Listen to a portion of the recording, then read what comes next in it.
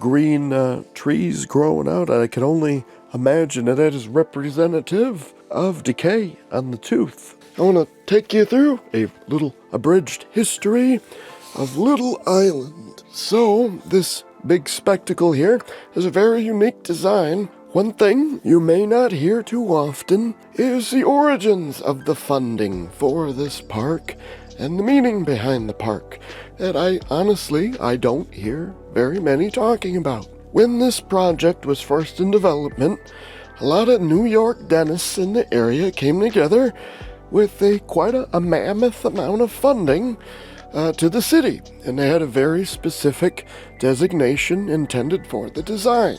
You can have our money, us dentists in downtown New York, we're going to pull together, and we want to call it Recession Park, was the original name for it.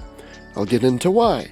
The city, this was after they had accepted the dentist's funding. They weren't such a big fan of the name, basically, Recession Park. The dentists did have a significant victory, though, in this whole design plan, which remained in the park, despite a name change. So, if you look at the white pillars that so adorn the entire park and stretch across there, that there was the dentist's representation of a receded gum line, fully receded. They wanted to raise awareness of gum recession, which was the reason they funded the park. Hence, giving their practices in the area quite a economical boost, most likely. Have plaques throughout the park of sponsorship for funding it.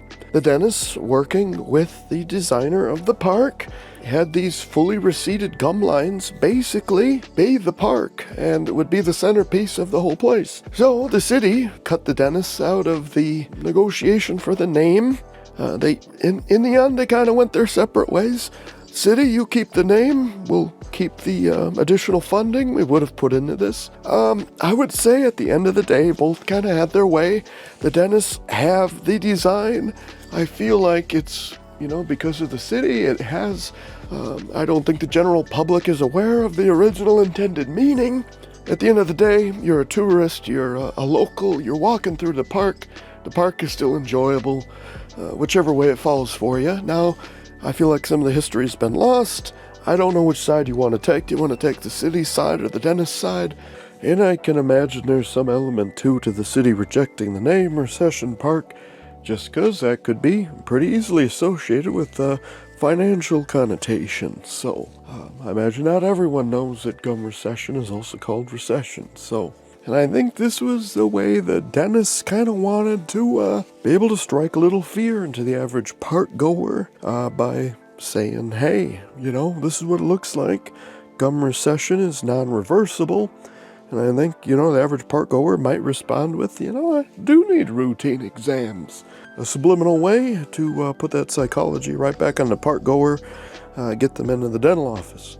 And also this cluster here, I can't help but have it remind me of putting in a prompt for AI teeth in 2022.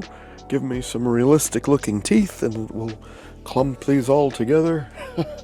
And of course, what's the difference? 80s design, it might do something quite similar as it has here.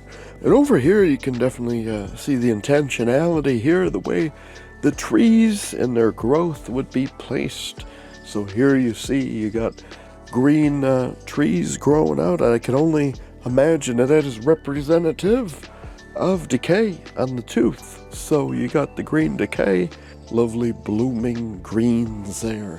So I thought it was very generous of the dentist to infuse money into this project to make the park it is today.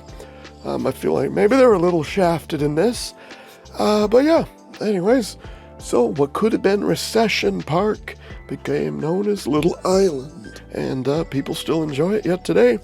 Anyways, just a little crash history. I didn't have exact dates and numbers and all that, but it's like I said, it's an abridged history, and you can definitely see the dental influence on the place. It's pretty cool.